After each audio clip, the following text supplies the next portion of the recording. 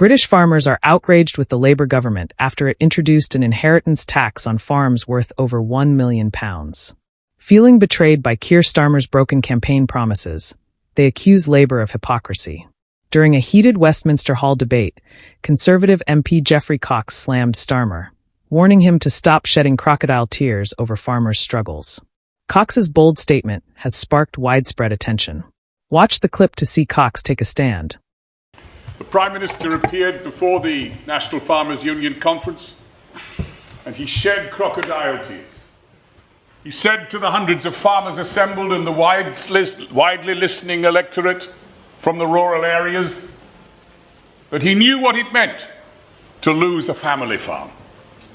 And his voice trembled with that emotional resonance as he conveyed to those constituents in my constituency and across England and all the regions of this great country that he would never impose upon them the tax that he has imposed upon them now. It was a cynical breach of a promise made by a man seeking the highest office in this land. Hear, hear. And upon those promises, Sir Edward, thousands of people relied. The elderly widower, whose deceased spouse cannot transfer her allowance.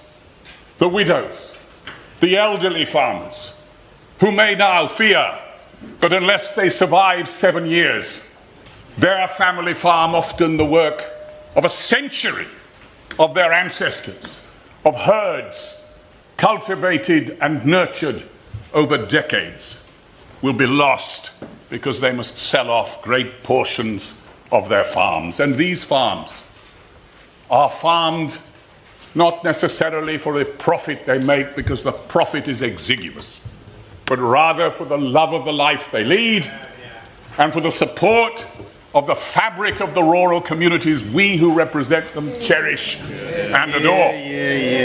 And it is that blow, I say to the Minister, aimed with unerring accuracy at the very heart of rural life, that is the reason for the outrage you hear not only upon these benches today, but listen to the horns that are blowing outside. That is the voice of real democracy. That is the voice of the people crying out to those of us here to change direction upon this harmful and damaging decision. And so I say, Sir Edward, I appeal to the Minister, for whom I feel sorry. He has been sent out like a night watchman to face the fast bowling in the twilight of the evening on the Test match's last day, and it is Michael Holding coming into bowl. I don't envy his task. Go back to his seniors.